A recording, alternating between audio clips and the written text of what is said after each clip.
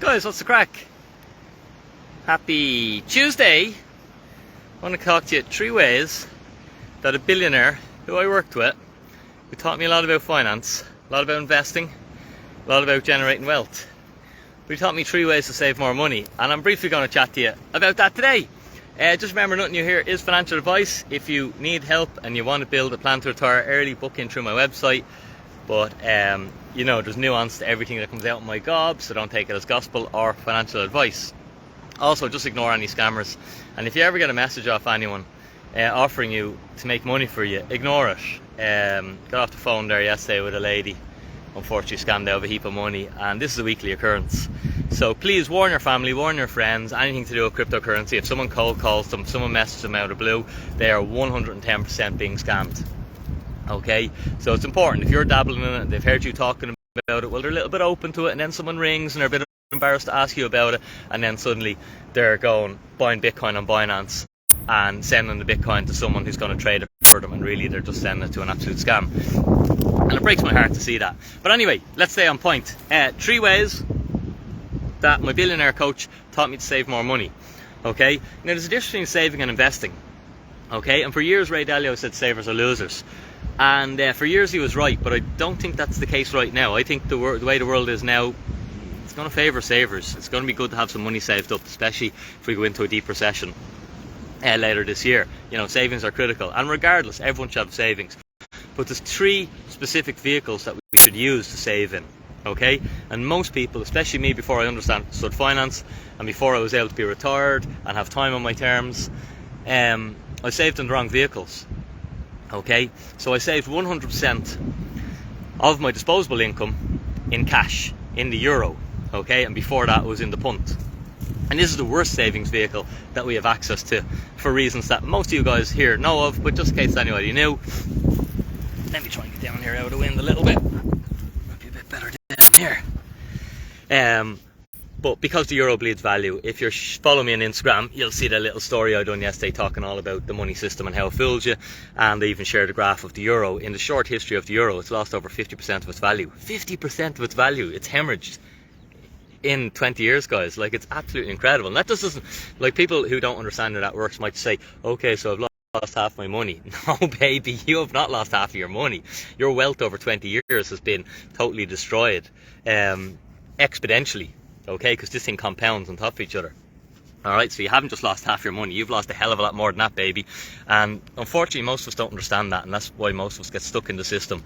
And we work pretty much until we're, you know, the best of our life is behind us. So, however, it is one of the vehicles that I choose to store wealth in. The reason for that is it's liquid. Okay, and then what that means is the price of a euro is pretty stable. Okay, more or less. You know, on a bad year it loses 10% of its value. Okay, on a bad year it loses 20%, let's just be honest. Okay, but it's more or less, it's pretty liquid. Okay, so you need savings, and that's the first lesson, I suppose, just to take a step before all this. Unless you're living below your means, which is getting increasingly more and more difficult because the currency is hemorrhaging value so much, the cost of living is just going up, but you have to be living below your means, and whatever it takes, it takes. But that was a step that I had to do. Like, you know, 15 years ago I chose to live in a caravan. I could have rented an apartment, but I wouldn't have been living below my means. I wouldn't have been able to start investing. I wouldn't have been able to start saving. I wouldn't have had the capital put into building business and stuff like that, because I would have been living at my means. Okay, so living below your means is critical so that you can save. The first vehicle to save in is the euro. Now what that allows you to do as well is, let's say we get a massive recession, financial assets crash, property crashes, Bitcoin crashes. It's good to have some savings in the bank, because now you can swoop in and buy up all these distressed assets for cheap. Okay, so cash basically gives you optionality, and you pay for that optionality, meaning it gives you options, gives you choice, but you pay for that optionality by suffering from debasement or inflation or the loss of purchasing power of the currency. Okay, so you pay for your optionality. There's no free lunch. The second vehicle, okay, that I save in is gold.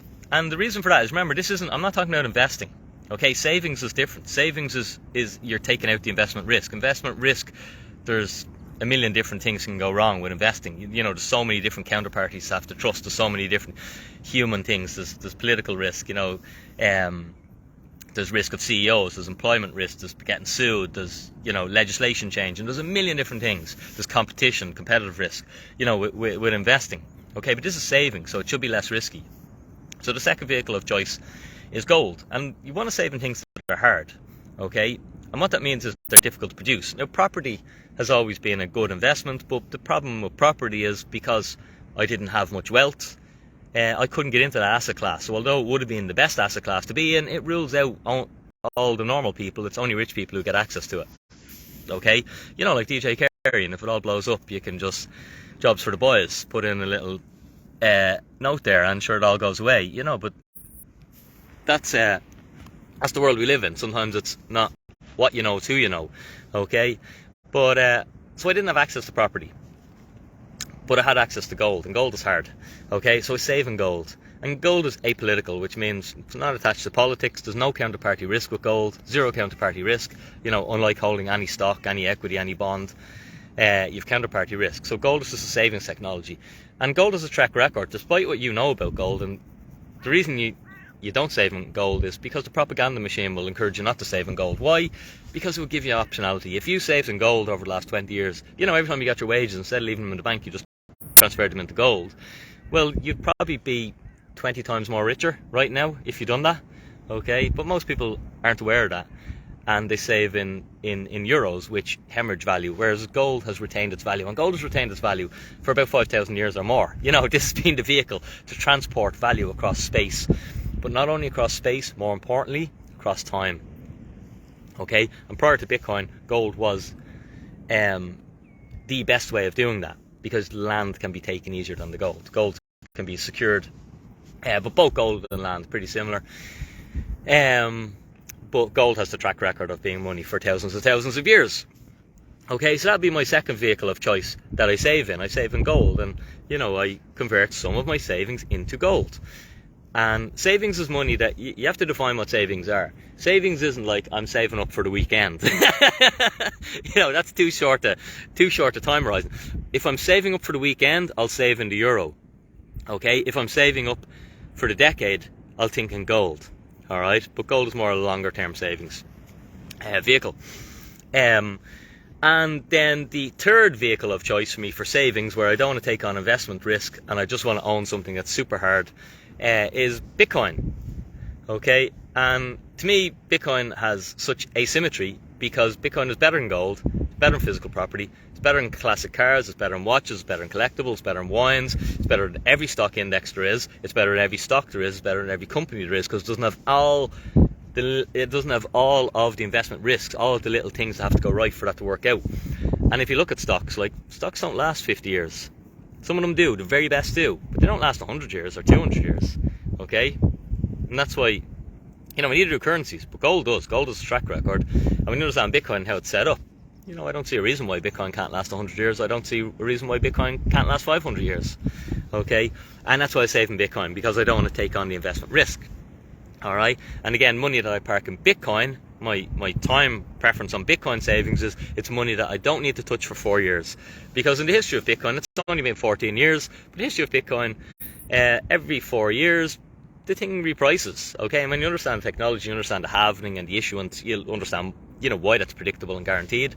And if you're someone like Jamie Dimon who hasn't a clue, you'll see that he just totally embarrassed himself there at Davos, which is the meeting for the boys, because he didn't understand how Bitcoin worked on a really basic level, that someone who possibly put 5 hours into trying to do the due diligence on it would figure that out. So that's the world you're up against. These clowns. Okay, these multi-billionaires who aren't incentivized for a different system haven't done the work, and they're all getting caught with their trousers down, and we have this unique asymmetric advantage. So they're my 3 savings vehicles. Guys, if you liked the video, do me a favor, drop a little like on, try and push this content out to more people, maybe share the video, because most people are just saving in euros and then they're gambling on the stock market, or worse, they're gambling on altcoins and getting absolutely wrecked and ruined.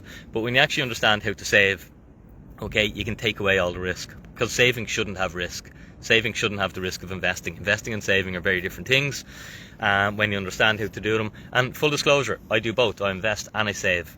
Okay, Guys, hope you have a super day. Thanks for being here. Share the content, hit the like button, make sure to subscribe to the channel. And as always, if you need any help, check out cryptowithdinny.com, or even better, bitcoinwithdinny.com, and see the products that we have. We can do some consulting with you, or if you want to check out my Retire Early Club, just action the steps. I've done all the steps that I teach. I've done it 10 years ago, and that's why I get to spend my time on my own terms. Nothing fancy. I don't promise to make you a billionaire overnight. I promise to retire you early. Guys, have a super day. Dinny out.